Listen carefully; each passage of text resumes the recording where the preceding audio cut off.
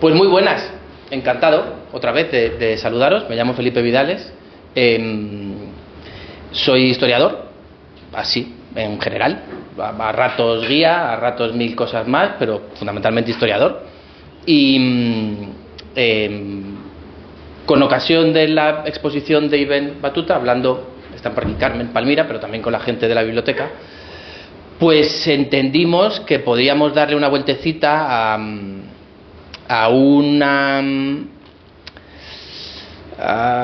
problema que arrastramos en general, españoles y europeos, que es que muchas veces vemos el mundo con unas gafas que son las nuestras, de españoles y europeos, y nos cuesta entender que no somos ni los primeros en muchas cosas, ni los inventores de muchas cosas, ni los mejores en muchas cosas, y que hemos ido a lo largo de la historia, pues generando narrativas que nos han hecho convencernos de que hemos sido pioneros de todo.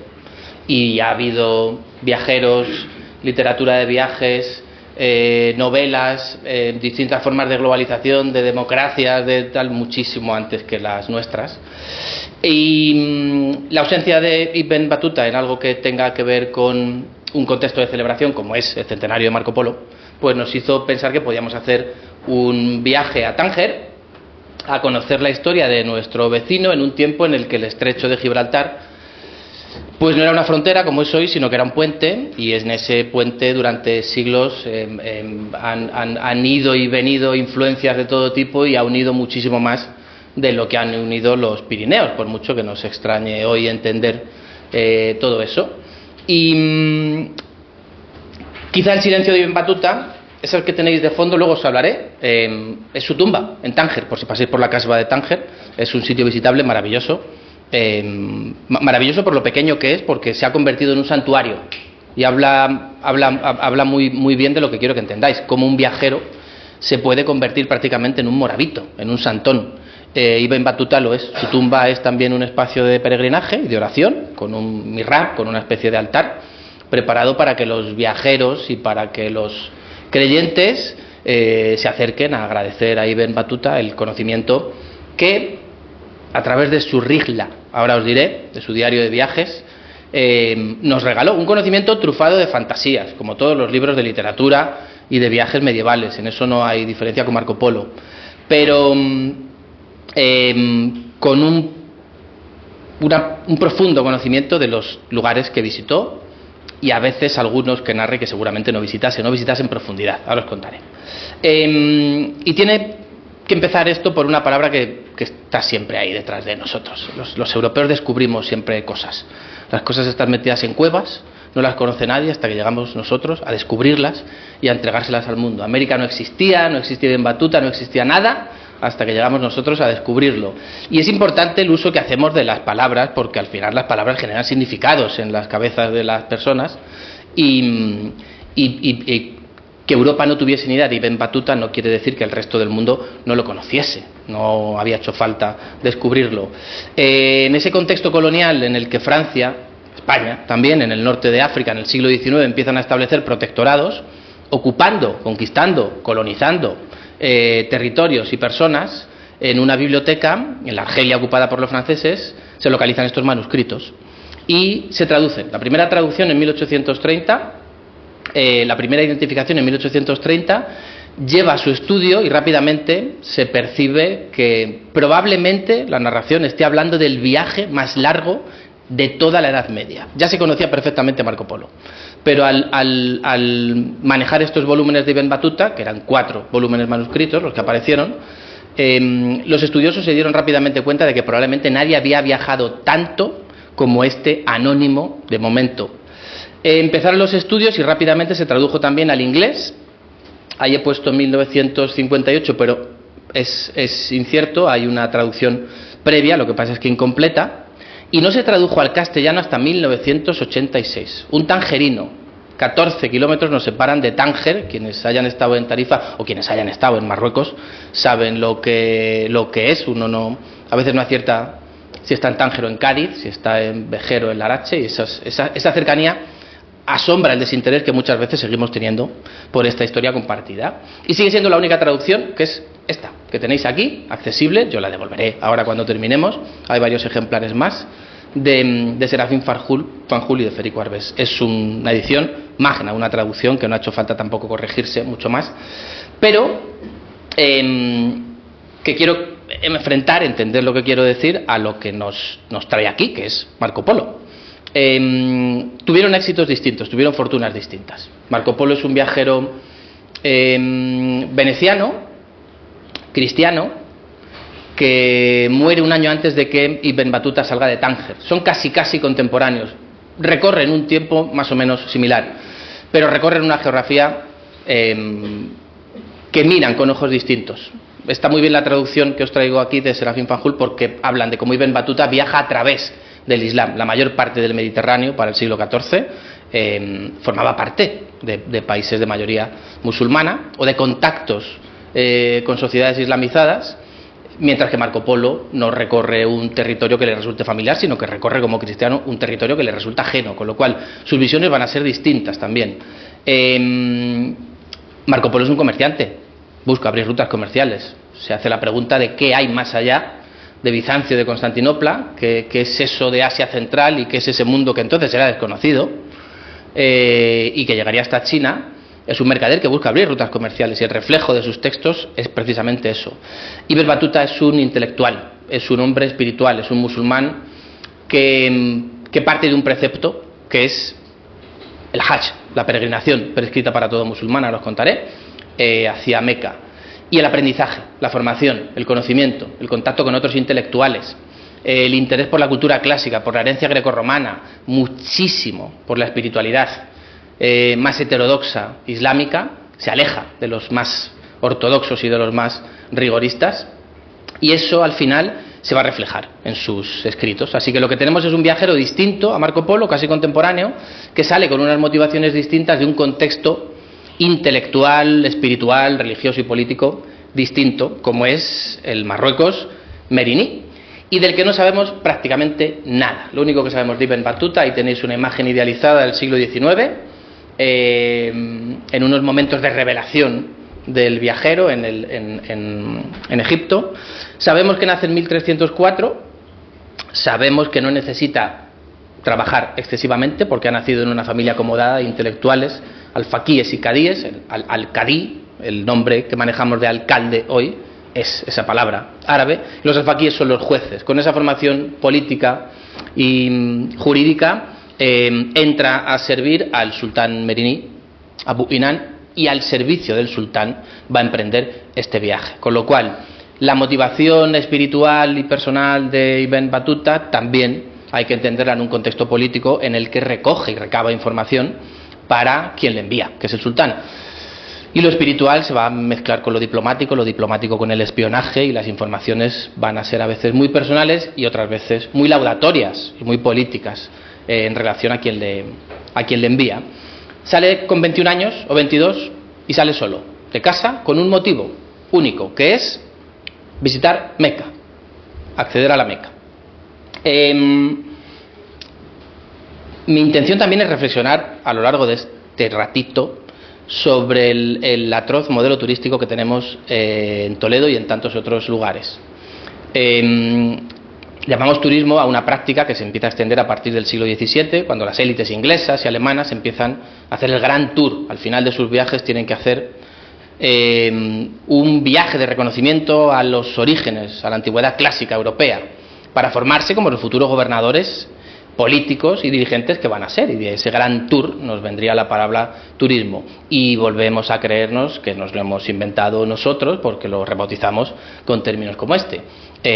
Viajar para aprender y que los futuros dirigentes de los países, diríamos hoy, se extiendan durante años, se expongan al peligro para formarse y para conocer junto a sabios e intelectuales desde nuevos planteamientos astronómicos hasta distintas formas de gobierno, lo hace en el mundo islámico desde la misma formación y el origen del mundo islámico. En el propio Corán dice que a los padres, parientes, huérfanos, menesterosos y viajeros siempre hay que cuidarlos, hay que darlos limosna, porque es algo bueno y se entiende como algo positivo que existan esos viajeros en dar al Islam, en la casa del Islam, porque esa forma de aprendizaje hace mejores a las sociedades, mucho antes de que los ingleses y los franceses se atribuyesen el nacimiento del turismo y de los viajes. Existían ya el Hajj, las peregrinaciones. Uno de los 5 preceptos islámicos es este: Dios os ha prescrito a los hombres la peregrinación a la casa, a la Meca, si disponéis de medios. Si disponéis de medios es importante en un momento como en el que nos encontramos, en el que no hacen falta medios para viajar. Se ha popularizado tanto todo, no me gusta la palabra democratizado, pero se utiliza mucho, tanto todo, que hace que viajar, no digo que sea bueno perder la vida en un viaje, pero antes lo era.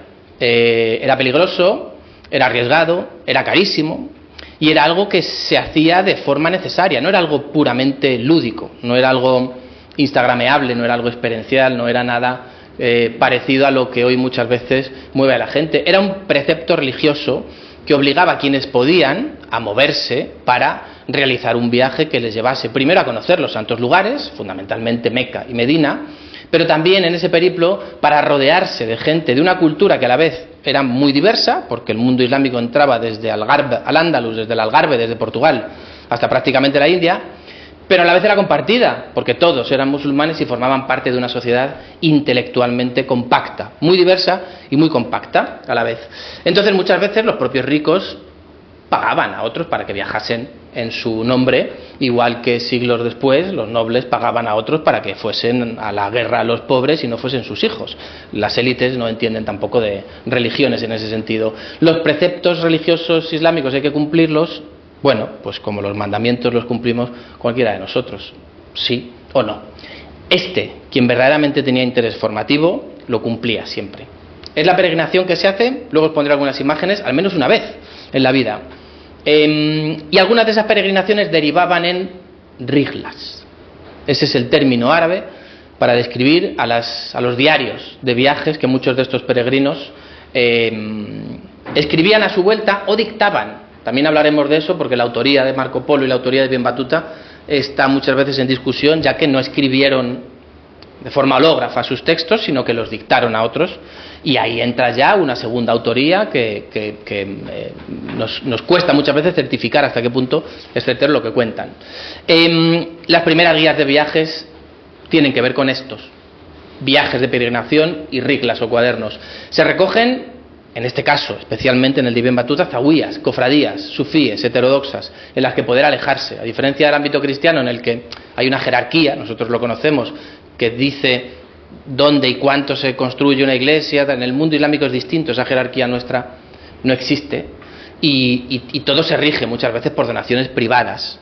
Las comunidades, sobre todo en el Cairo y en la zona de Levante, que llamamos zawías, son fundamentales porque es como hablar de pequeñas pensiones, hostales, hotelitos, caravansares, casas privadas, todos los lugares en los que un peregrino y un viajero puede alojarse, con los costes de todos esos, con las distancias que separan unas de otras, con los peligros, con las temporadas buenas y malas porque hay crecidas de ríos, hay plagas, todo eso se va a ir recogiendo. Os pongo, desafortunadamente no está aquí, pero es accesible en PDF porque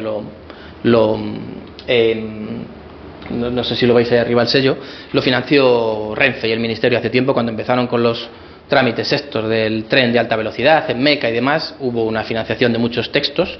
Ese es uno de ellos y lo tenéis accesible en PDF. Recopila muy bien todos los viajeros andalusíes y por tanto españoles que peregrinaron a Meca y dejaron escritos estos viajes. Depende cada uno de los viajeros, pues se interesarán más o menos por Ibn Battuta, da un reflejo masivo de la espiritualidad. Y la espiritualidad quiere decir también el sexo, los matrimonios, todo lo que recojan los códigos jurídicos islámicos. Otros se entretienen más en paisajes, en zoología. A partir de las lecturas que ya han hecho de otros viajeros, se cuelan visiones personales y narraciones absolutamente fantásticas. Luego pondré algunos ejemplos de animales irreales, de países imaginarios y de auténticas ensoñaciones. Pensad en esta idea. Esto nace de un conocimiento práctico, fundamentalmente, y es lo que se quiere con esta literatura de viajes. A diferencia de Marco Polo, que recaba información fundamentalmente comercial, este tipo de tratados lo que pretenden es servir a los siguientes viajeros. Por eso es especialmente extraño que Ibn Battuta no triunfase en vida, cuando sí lo hicieron otros, que gozaron de una fama mucho mayor, como un granadino, Abu Ahmed al-Garnati.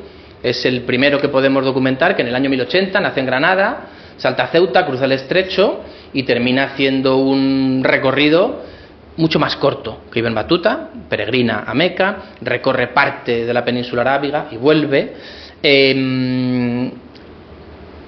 No llega nunca a Granada, muere. Ibn Jubayr de Javea, valenciano, ya en el siglo XII tuvo un éxito enorme. Sabemos que Ibn Battuta leyó este texto porque gran parte de las citas son prácticamente idénticas. Os anticipo que tanto Marco Polo como Ibn Battuta, os lo decía antes, no escribieron su texto de forma manuscrita y no lo escribieron en el momento en el que viajaron, sino que lo dictaron mucho tiempo después, con lo cual tuvieron que recopilar la información que ya habían anotado anteriormente, o seguramente recurrir a textos de geógrafos, viajeros, historiadores, con los que alimentar un poco los recuerdos. De ahí ese debate y esas contradicciones que generan sus textos, porque no queda claro muchas veces qué hay de original y qué hay de copia. El viaje que veis ahí es el de Ibn Jubayr, perfectamente reflejado, porque él sí lo fue escribiendo y podemos documentarlo. Esos son los dos antecedentes claros, porque el tercer gran antecedente, el tercer gran texto o regla es el de Ibn Battuta. ¿Cuál es el contexto por el que se mueve este viajero? Mediados del siglo XIV, crisis absoluta. El imperio mercantil y comercial islámico empieza a hacerse chiquitito, porque por el este los turcos se empiezan a convertir en una gran potencia. De momento no son musulmanes, los turcos se terminarán convirtiendo al Islam posteriormente, pero sobre todo las potencias aragonesas e italianas empiezan a hacerse con el control de los mares. Ibn Battuta vive un momento de tensión. Es el final de las cruzadas. Saladino, Egipto, ha marcado un punto de inflexión. Los europeos renuncian ya a esa idea de conquistar Tierra Santa por lo militar, pero por lo marítimo, por lo mercantil, empiezan a convertirse en potencias hegemónicas. Marco Polo se virá, lo sabéis, él pasa años viviendo, sirviendo a los mongoles, a los herederos de Gengis Khan. Ibn Battuta servirá a otros dirigentes en Maldivas, en la India y en muchos sitios. Los dos coinciden en que hay una amenaza bárbara, que son los tártaros, y los dos asisten a un mundo, desde lo que llamamos Oriente Medio hasta Asia Central, arrasado prácticamente por esos tártaros. Y los dos nos van a reflejar en sus textos momentos distintos de eso que hoy llamamos convivencia. Para Marco Polo, el mundo se divide en el mundo que visita él fuera de Europa, en herejes, en infieles y en bastardos. En cambio, Ibn Battuta viaja por un mundo de mayorías islámicas y es mucho más benevolente y mucho más positivo en el mundo que narra. Y su mundo es este: 12.000 kilómetros, en 3 viajes distintos. El azul primero, verde después, naranja después, y finalmente un último viaje cuando ya había vuelto a casa, que es el que tenéis ahí, y el sultán le dirá que dé un último santo al Andalus y a Mali. 12.000 kilómetros. No hay nada parecido en el siglo XIV ni en mucho tiempo después, con la tecnología de la navegación que había, con los problemas políticos y militares que había, al viaje de Ibn Battuta. Muchísimo, muchísimo más que Marco Polo. Os iré poniendo pequeños detalles. No quiero abrumar tampoco con el viaje, pero vamos a ir viendo algunas cosas para que entendáis muchas veces un mundo que ya no existe, y que lo bonito de esta literatura de viajes es que nos refleja clichés que todavía mantenemos y mantiene mucha gente, pero también otras muchas creencias que afortunadamente han sido superadas y lugares que han sido destruidos la mayor parte del tiempo. Ibn Battuta sale en 1325 hacia un mundo que es una autopista sin peajes. El Islam se extiende a partir del siglo VII de punta a punta, de este a oeste del mundo conocido, desde el Algarve, al Andalus, es el occidente de Al-Ándalus, hasta el sur de China y el norte de la India. En poco tiempo todo el mundo islámico se convierte en una autopista por la que circulan personas, lenguas, libros, técnicas de cultivo, semillas, alimentos, leyendas, mitos, creencias, y hacia ese mundo se dirige Ibn Battuta, arrancando en Tánger. 44 países actuales, si atendemos a las fronteras que hoy manejamos, y 60 dirigentes, 60 jefes de Estado, a los cuales conocerá y servirá a muchos de ellos. Recordad que es un al-faqih, es un qadí, es una persona con un conocimiento en derecho islámico y eso le permite ejercerlo en Marruecos, en Irak, en una India que estaba empezando a islamizarse o en cualquier otro lugar, porque comparten, más allá de las escuelas jurídicas, tradiciones y textos.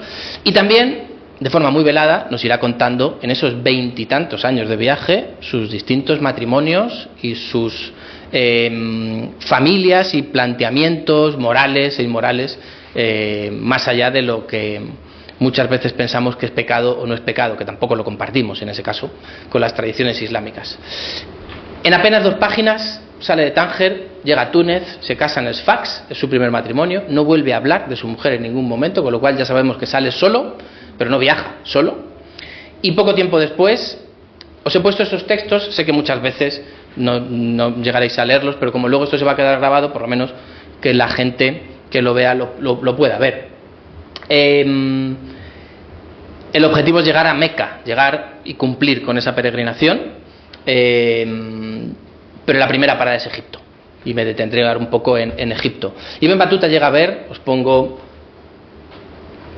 casi 2 de las 3 maravillas del mundo, el Faro de Alejandría. En 1323 acababa de colapsar, 2 años antes de su salida. Una de las maravillas del mundo, junto con las pirámides que también visitará, colapsa. Él llega a ver los restos. Antes de que esos restos, no sé si habéis estado en Kite Bay, voy a poner algunas fotos mías, intentaré que no se me vea, pero quería que fuesen actuales muchas de ellas. En Alejandría, esa es la fortaleza con la que se reutilizaron muchos de los sillares del Faro de Alejandría. Habría sufrido anteriormente un colapso en el siglo X, pero es una de las 7 maravillas históricas del mundo. Es lo que describe en Alejandría, porque fundamentalmente se detiene a tomar aposento en distintas zahuías, en distintas cofradías de estas islámicas, para empezar a rodearse de otros imames, ulemas, alfaquíes, de los que poder seguir aprendiendo. No olvidéis nunca que el motivo fundamental de su viaje es la formación. E irá creciendo esa formación a lo largo del viaje y eso le permitirá, ahora lo veréis, ir progresando también e ir acaparando cada vez más y mayor acceso al poder, más y mayor acceso a dirigentes que son los que le van a mantener durante 20 y pico años trabajando para ellos. Él decía, no aquí en este momento, varios años después, saliendo de Bagdad, que no había que pasar por un mismo camino 2 veces, que un viajero no debería volver por un camino que ya había andado, porque era repetir experiencias, era perder tiempo, no acercarte a lo desconocido, que era lo que verdaderamente te exponía, eso que llamamos hoy zona de confort, te sacaba de tu zona de confort. Antítesis de los viajes de Instagram hoy, los que la gente repite lo que ya ha visto en cuentas y no quiere otra cosa que no sea lo que ya ha visto.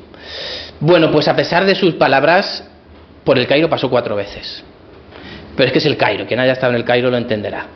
En aquel Cairo del siglo XIV, dueña de amplias provincias y tierras fructíferas, ilimitada en multitud de edificios, incomparable en belleza y esplendor, Ibn Battuta llega a ver el Gran Iwan, que no hemos visto ya ninguno. Si habéis estado ahí hoy, en el lugar donde se levanta la ciudadela ya del siglo XIX, con esa mezquita de Ali Pasha, ahí estaba eso. Ese es el centro de poder mameluco. Los mamelucos se establecen en el Cairo, amplían el Cairo fatimí, prácticamente lo duplican, se traen el centro de poder a la parte más alta del Cairo, levantan un gigantesco edificio cuadrangular que se veía desde el río y que automáticamente después se replica en la Torre de Comares en Granada, se replica en el Palacio Ducal de Venecia, se replica en el Patio de la Montería de Sevilla.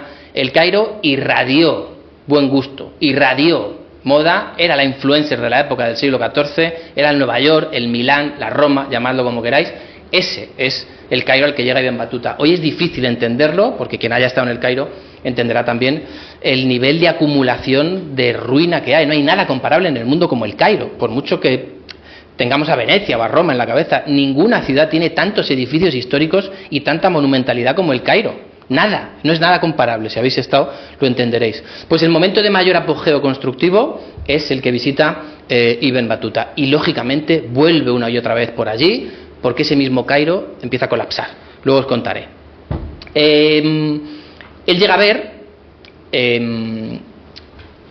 una de las mayores construcciones que se encuentra en la parte del Moais, que es el eje central del Cairo histórico, que es la madrasa, mezquita y hospital de Calabum. Él llega cuando ese sultán lo está construyendo. Él ve cómo se refuerzan esas puertas, solo para que establezcáis paralelismos. Nuestras puertas y murallas de Alfonso VI y lo que tuvo que ser Bisagra Vieja y Bab al-Futu son prácticamente contemporáneas, se están construyendo a la vez. Todos estos lugares, como veis ahí, a él le fascina, algo que no conoce en Marruecos, algo que no conocen al Andalus y algo que no se va a conocer de forma tan militante en ningún lugar de Europa hasta el siglo XVI, que es la financiación pública. Si el Cairo triunfa es porque tiene sultanes que construyen hospitales. Eso es un hospital, si habéis estado en el Cairo, que sigue funcionando hoy. Eso es un centro de oftalmología que sigue funcionando hoy, todavía, como hospital. Que haya madrasas, que haya escuelas, que haya saneamiento público, desde arriba, impulsado con financiación, eso le fascina. Y por eso entiende que hay una ciudad tan monumental y tan majestuosa como ese Cairo. Y a la vez que ve cosas que entiende, pues ve cosas que no entiende. Y esto le pasa también a Iker Jiménez y a mucha gente hoy, con esto de las pirámides. ¿Quién construyó las pirámides? Es que es algo monumental, si habéis estado ahí. Os pongo imágenes porque os lo voy a ir trufando de algo que tiene que ver con los viajes turísticos de hoy. No os voy a poner las imágenes de Wikipedia con pirámides, ya las habéis visto. Esto es el Cairo hoy. Estos son las pirámides hoy, lleno de mamarrachos, haciéndose fotos sin camiseta, trepándolas sin control, maltrato animal, autobuses metiéndose debajo de las pirámides.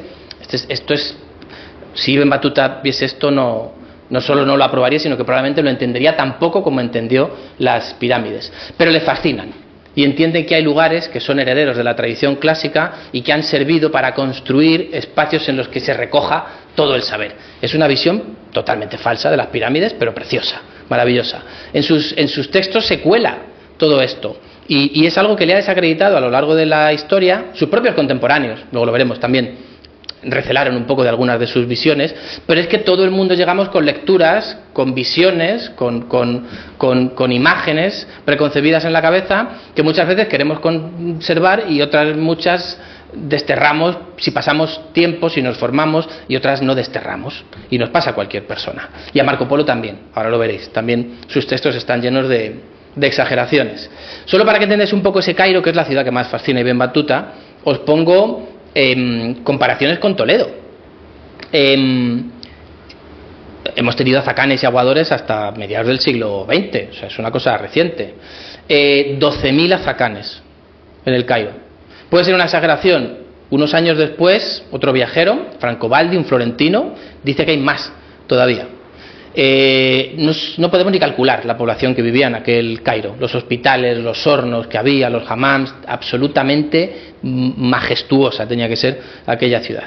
En este Toledo nuestro se están cerrando algunas bóvedas de la catedral, se está construyendo la mezquita del Tránsito, para que os podáis, la sinagoga del Tránsito, se está construyendo la capilla de San Blas, son los años de Taller del Moro, son los años del seminario, todo ese resurgir palaciego y nobiliario, indudablemente de tradición islámica, aunque lo llamemos mudéjar, de tradición islámica, es el que se está dando Toledo en esos años intermedios del siglo XIV. Toledo también está cambiando su fisonomía porque hay un Cairo y una Granada que están irradiando tendencia a todas las ciudades, más allá de la religión.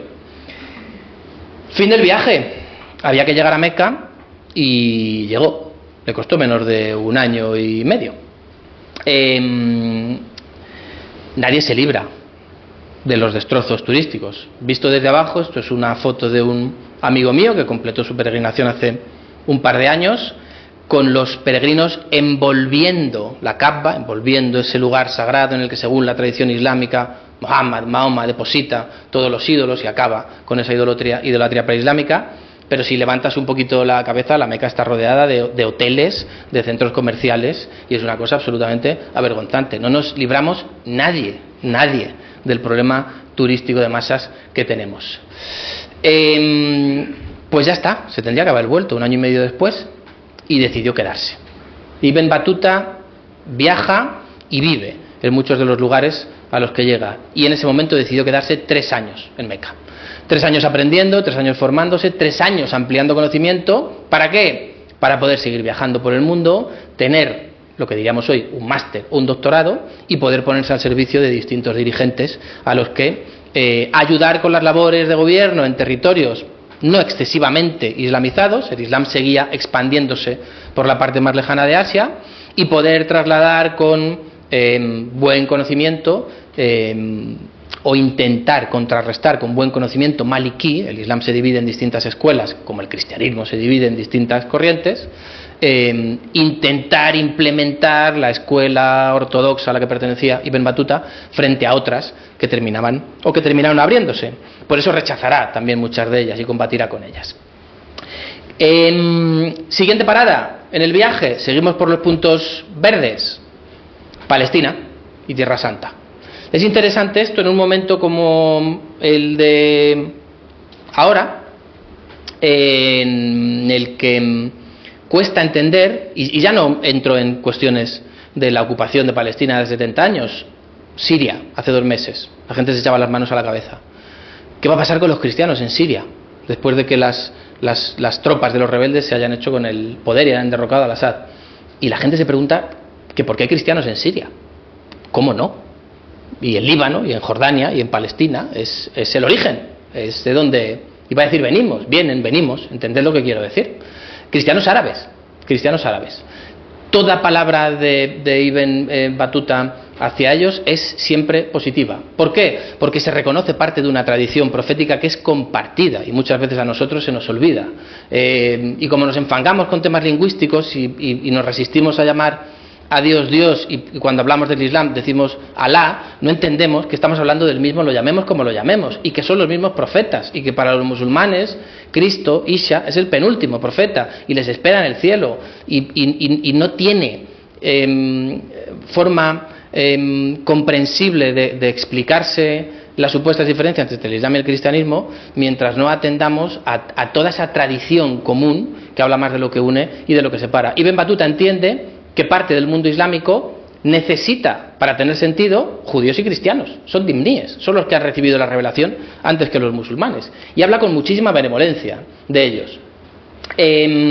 Son los mozárabes de aquí, que a veces tampoco entendemos nuestra propia historia andalusí. Cuando hablamos de mozárabes hablamos de cristianos que viven en tierra islámica, pero que son culturalmente árabes. Hay que separar árabe de musulmán para entender esta historia, que muchas veces lo mezclamos. La mayor parte del mundo musulmán no es árabe.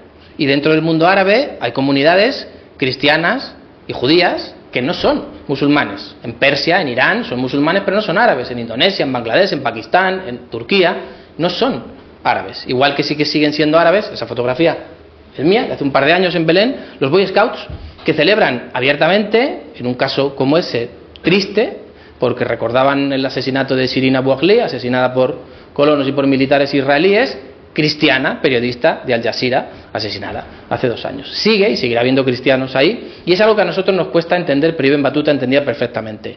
No así Marco Polo, ahora os diré. Ibn Battuta colapsa cuando llega a Asia Central, cuando llega a las grandes capitales del mundo islámico, cuando llega a lo que ha sido la edad de oro de los siglos 9 y 10, de las grandes escuelas de traductores, que también nos pensamos en Toledo que es un invento nuestro. La escuela de traductores de los siglos XII y XIII no es más que la continuidad de la escuela de traductores abasí, de los primeros califas abasíes, que en Bagdad empiezan a traducir del griego al árabe todo ese conocimiento científico que se encuentra en sus conquistas. Siglos después, los reyes, arzobispos y algunos como Alfonso X traducirán del árabe al castellano, del árabe al latín, todo ese mismo conocimiento. Ese mundo no existe, ni en Bukhara, ni en Bagdad, ni en Harran, ni en ninguna de las principales capitales. Ibn Battuta encuentra ya nada. Marco Polo encuentra comercio y es lo que busca, pero no nos deja un reflejo ni de la arquitectura, ni de la gente, ni prácticamente de nada. Lo que sí nos dicen los dos es que hay una amenaza inminente, que son los mongoles, y que no saben hasta dónde se va a extender. Cuando cruzan Asia Central, probablemente los dos, luego Marco Polo servirá también a uno de ellos, pero los dos perciben que hay una superpotencia que está actuando con una violencia y con una... Marco Polo luego lo alabará, pero en sus textos describe la violencia con la que actuaban, que finalmente terminará cayendo también porque los turcos se harán con el control de esa zona. Cuando llegan aquí, os pongo solo un ejemplo, uno de los problemas que siempre tenemos con Marco Polo y con Ibn Battuta es hasta dónde mienten o hasta dónde cuentan lo que verdaderamente han visto o han leído. Hay algo que se cuela en todos sus escritos, como estos ruj, pájaros fantásticos que podían levantar a personas y vacas, que tenían huevos gigantescos y que todo el mundo dice haber visto, pero nunca nadie cuenta haber visto en primera persona. Ibn Battuta hace un relato absolutamente fantástico y dice que era tan grande que parecía que era una montaña y que pensaba que les iba a matar. Y eso ha generado mucha guasa en muchos estudiosos, no dando crédito a lo que decía el viajero tangerino, pero es que en Europa, y Marco Polo en sus viajes habla de dragones, habla de unicornios, habla de zapateros tuertos que mueven montañas, y habla de una cosa que la tenéis hasta en las cantigas de Alfonso X, que siempre hay un monarca malo, malísimo musulmán que quiere matar a todos los cristianos, aunque no se le pone nombre, pero siempre aparece, que forma parte de leyendas milenarias. También Marco Polo se la traga, tampoco ve ese super pájaro gigantesco, pero hasta el siglo XVII, gracias a textos como los que Marco Polo pone en circulación, los europeos tuvieron en ese imaginario esos pajarracos que cogen hasta elefantes, que los tiran a barrancos y que muchas veces la gente aprovechaba también para utilizarlos como canteros, para explotarlos. Si conseguían dominarlos, si conseguían domeñarlos, los utilizaban en su propio beneficio. ¿Eso es un disparate o no es un disparate? No. En 1953 Juan Vernet nos sacó de dudas. Lo que pasa es que se extinguió en Madagascar en el siglo XVII, el Aepyornis maximum, ahí lo tenéis, el moradito. Tenía que ser una brutalidad, no conocíamos fósiles, no conocíamos huesos, no conocíamos nada, pero existió, de verdad. ¿Cargaba elefantes y los arrojaba en valles? No. ¿Servía como el coco para atemorizar a los niños? Sí, pero era real. Muchos de estos viajeros al final no sabían, y eso es la crítica que tenemos que hacer a las fuentes, de dónde extraían el conocimiento que perpetuaban y que replicaban. Pero existió, y es si no hubiésemos tenido estos diarios de viajes, probablemente no hubiésemos entendido tan bien esos hallazgos fósiles que luego tuvimos. A Ibn Battuta no le gusta salir del mundo islámico. Perdonad esos textos ahí porque están pensados para la gente que luego lo pueda leer. Pero tiene que hacerlo porque tiene que ir a Bizancio, tiene que conocer Constantinopla, también tiene parte de un envío.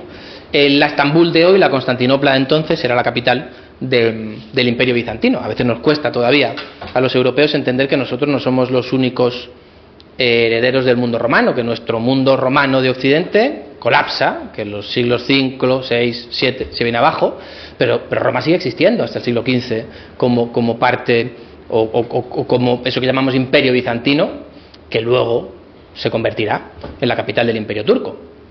Con lo cual, en ese mundo del siglo XIV, Ibn Battuta todavía ve un Bizancio cristiano dividido en barrios. Estambul hoy es una ciudad, quien haya estado por ahí sabe que se divide también en distintos barrios, en los que ya los comerciantes europeos van tomando partida. Lo que más les sorprende es fundamentalmente el trasiego comercial, y es significativo que hable y deje por escrito que ya empieza a haber algo que luego se va a convertir, si habéis estado en Estambul, sobre todo en la zona de Gálata, en algo distintivo de ese barrio, que son los moriscos. En el siglo XIV empiezan a salir ya muchos musulmanes huyendo de una Granada que se va haciendo cada vez más chiquitita, de un Al-Ándalus que se va haciendo cada vez más chiquitito. Ese es el mundo de Ibn Battuta. Ibn Battuta coincide con Alfonso X y con Pedro I posteriormente. Entonces hay un momento ahí en el siglo XIV en el que muchos andalusíes se empiezan a establecer ya fuera, que es lo que luego se nutrirá de moriscos, de esos musulmanes conversos que terminan también huyendo de ahí. Pero es bonita una anécdota que cuenta, totalmente equivocada, no sabe ni a quién se encuentra, pero dice que se encuentra con uno de los emperadores, con Andrónico II. No lo es, no sabemos quién es, no se ha podido documentar. Él va andando a caballo con un turjamán, con un traductor, va a un monasterio y le cuentan que uno de los emperadores se ha retirado allí. Y es cierto que es una persona de máxima autoridad, según cuenta, porque la gente le venera, le abren paso, pero no sabemos quién era. hay un momento en el que le pide que le acompañe a Santa Sofía.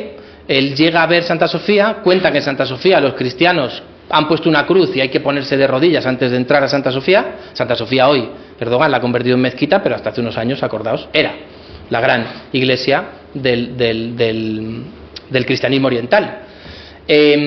Pasean juntos, comen juntos, hablan, coinciden en infinitos puntos de vista sobre las tradiciones religiosas compartidas, y cuando parece que Ibn Battuta por fin va a cruzar a Santa Sofía, no lo hace porque hay una cosa que nos separa. Hay muchas cosas que unen y otras que no. El concepto de las reliquias y las imágenes es imposible para una persona creyente, militantemente musulmana como Ibn Battuta, y finalmente termina diciendo que no pasa por debajo de la cruz, que no se humilla, y no llegó a ver, pobre de él, Santa Sofía. Si lo habéis visto, sabéis lo que se perdió. Hay una cosa que me duele especialmente por lo mucho que me gusta. Quien haya estado en Irán sabrá que Ibn Battuta acierta y Marco Polo no.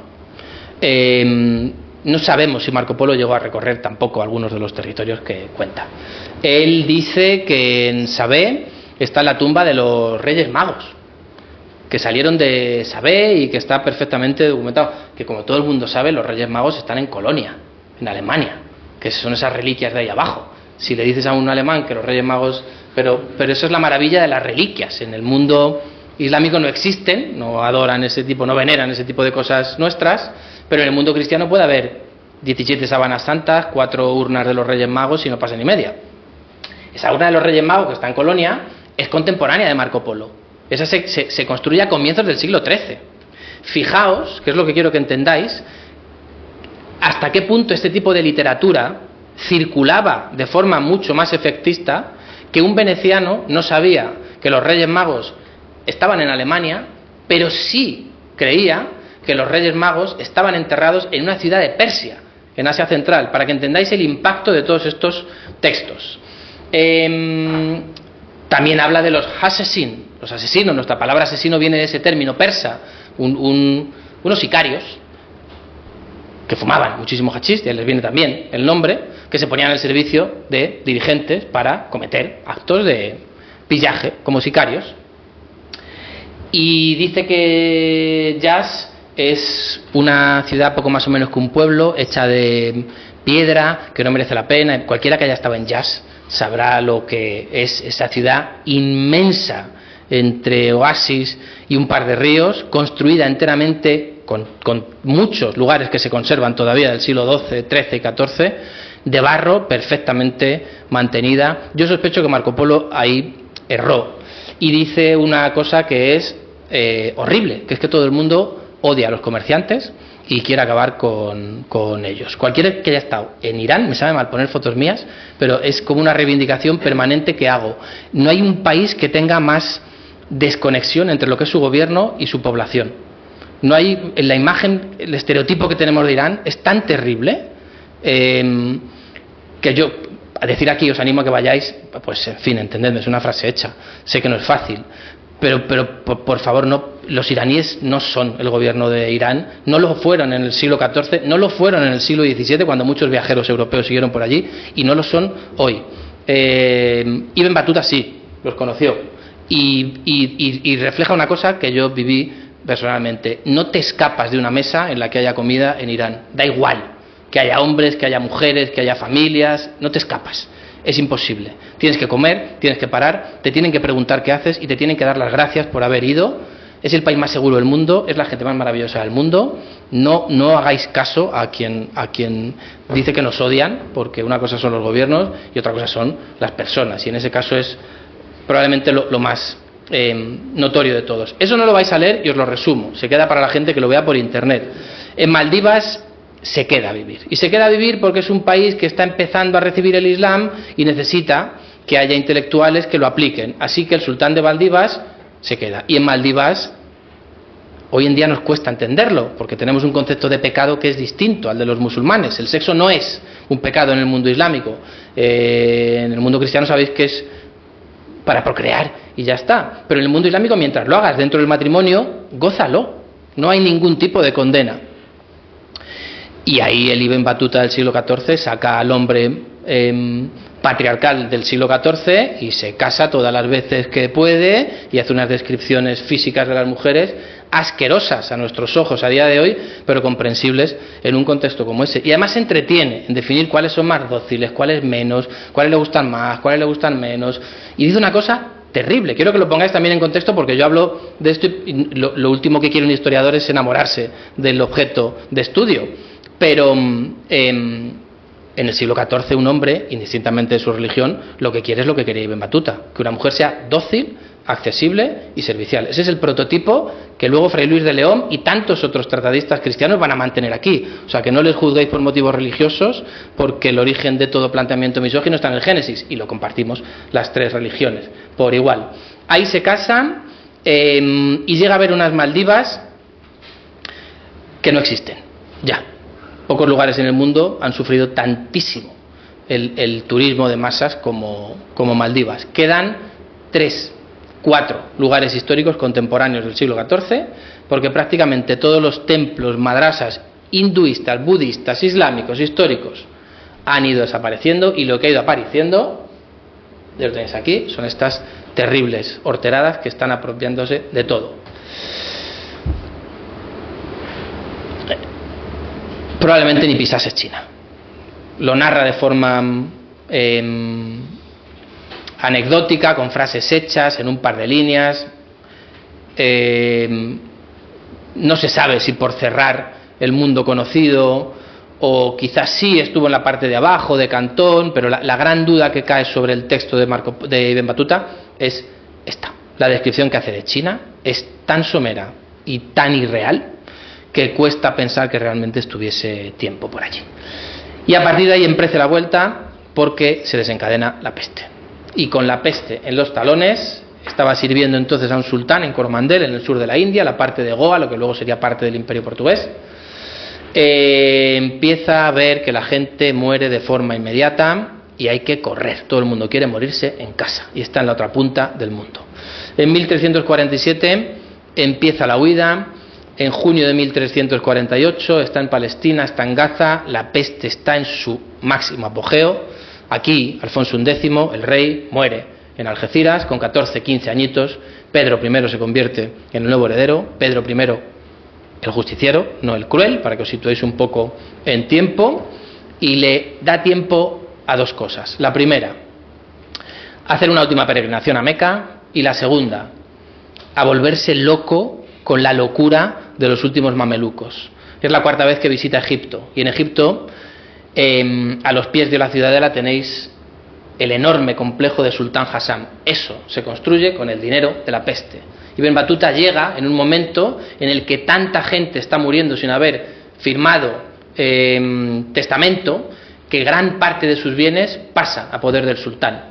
Y el sultán, presa del miedo, como haríamos cualquiera, dedica gran parte de ese dinero a la divinidad y levanta ese macro complejo, madrasa, morabito, enterramiento, mezquita, 2 mezquitas a los pies de la ciudadela, que es algo espectacular. Trae mármol de todos los lugares del Mediterráneo. No hay suelos en Venecia, ni en Pisa, ni en Florencia como los de Sultán Hassan. No hay construcciones tan monumentales en piedra en el siglo XIV, sin trucos, como las de Sultán Hassan.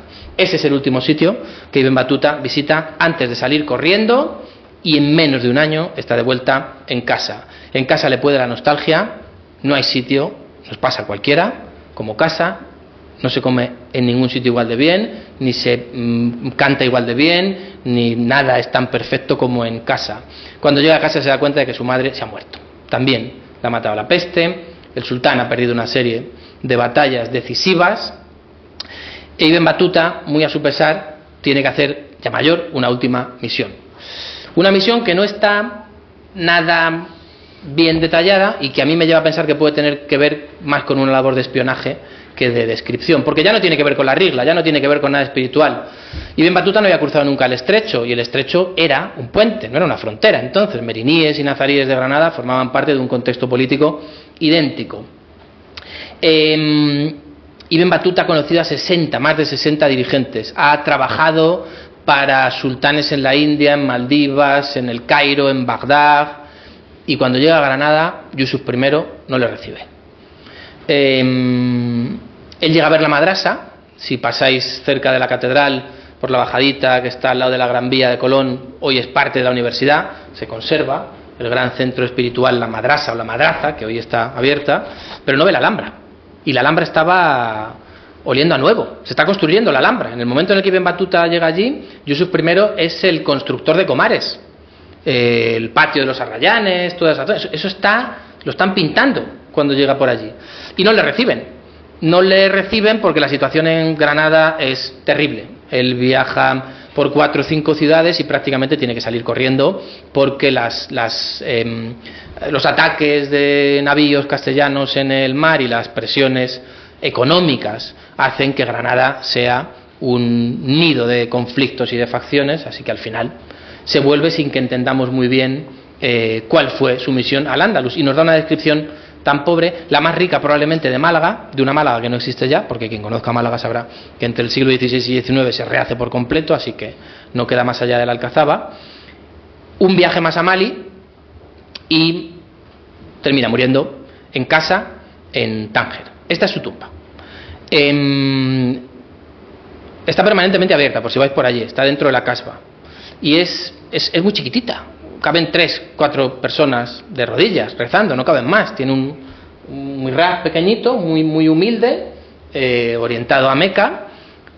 Y lo que me interesa que veáis es que se ha convertido en lo que nosotros diríamos una ermita. Un viajero que gracias a su saber, pero también en gran parte, porque esto yo creo que es una tumba y es una opinión personal, que si se hiciese un análisis de ADN no resistiría a una evidencia científica, porque no tenemos datos del siglo XVIII, XVII y XVI de la tumba, probablemente sea una invención reciente, pero hoy, con ese fervor de los viajes y con esa idea, con esa equiparación de viajar y modernidad, Ibn Battuta se ha convertido prácticamente en una figura de culto en Marruecos, hoy. En todo Marruecos, pero especialmente en Tánger. En tiempos, y termino con esto, fue un fracasado. Marco Polo automáticamente en vida, aunque también cayó en desgracia, de hecho los dos dictan sus textos a dos amanuenses y Marco Polo lo dicta en la cárcel a un compañero de celda, un escritor de segunda, Rustichello. Ninguno de los dos, ni Ibn Battuta ni Marco Polo, escribieron de su mano sus viajes, pero Marco Polo en vida, su texto ya circulaba de forma manuscrita, ya era conocido, y automáticamente cuando la imprenta empezó a permitir que todos esos textos se pudiesen extender de forma sistemática y controlada, hasta en España, en Logroño, tenemos ediciones de 1519 de los viajes de Marco Polo. Ibn Battuta no. Es verdad que el mundo islámico condena la imprenta por una fetua en el siglo XVI, por problemas de... se intenta traducir un Corán en Venecia, sale mal, porque los tipos metálicos, si conocéis la tecnología, la técnica impresora, son pequeños tipos metálicos, entonces varios tipos falsean algunas de las letras y por tanto falsean la palabra de Dios, y hay un momento en el que se dice fuera, imprentas. Las imprentas existen, las utilizan los cristianos y los judíos en el mundo islámico, pero no los musulmanes. Entonces no tuvo un éxito relativo y por tanto no tuvo una influencia grande en muchos viajeros. No se le cita prácticamente. Pero hoy es distinto y el aeropuerto de Tánger lleva, por ejemplo, el nombre de Ibn Battuta. El aeropuerto de Venecia, si habéis estado, lleva también el nombre de Marco Polo. Son como dos figuras en tensión permanente. Es una pena que lo que más conozca la gente de Ibn Battuta sea una frase falsa. Viajar te deja sin palabras y después te convierte en un narrador de historias. Ponedlo ahí en Google, perfiles de Instagram, blog de viajes, canales de cocina, da igual, por todos los lados. Mentira, totalmente falsa. Es bonita y la podía haber dicho, pero tiene mucho que ver con cómo entendemos hoy de forma falsa lo que debería ser un viaje. Es imposible que nos deje sin palabras porque lo conocemos todo. No hay nada que nos pueda sorprender porque ya lo hemos visto todo. Si no hemos estado, lo hemos visto en internet o lo hemos visto en documentales, es muy difícil. Esa capacidad de sorpresa es cada vez más limitada. Y aparte esa idea de la democratización de los viajes pues ha ido haciendo que cada vez la gente entienda que una cosa es el derecho. Tenemos derecho al descanso, tenemos derecho a las vacaciones, pero viajar no es un derecho. Os lo digo por la cantidad y lo digo desde dentro. Soy historiador, pero también trabajo de guía. Y desde dentro digo que tenemos un problema gravísimo. Porque hay muchísima gente sin ser consciente de la cantidad de residuos que se están generando, de recursos que se están agotando, de lugares que estamos cambiando desde su fisonomía, su economía, su sociedad, como Toledo, lo digo desde dentro, por una idea perversa que es que viajar es una forma de aprendizaje. Ya no. Si la mayor parte de la gente ya repite, y os lo digo desde dentro, lo que ha visto en otros, ahí están los infobloggers, los influencers y demás, que vienen a decirle a la gente lo que tiene que hacer y lo que tiene que comer. Así que mucho me temo que los viajeros de entonces, del siglo XIV, si hoy hablasen, serían militantemente antiturísticos y no pasaría absolutamente nada. Muchísimas gracias.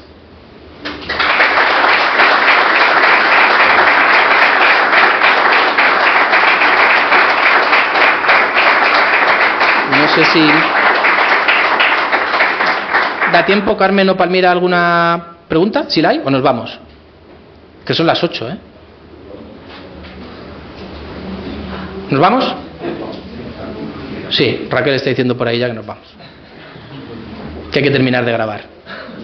¿Nos vamos? ¿Tenéis alguna duda o arrancamos? Esto se va a quedar grabado. Esto, cualquier duda, si es que lo mejor que podéis hacer es leerle, o sea que... Nos vamos, que nos hemos pasado que son las 8. Venga, mil gracias.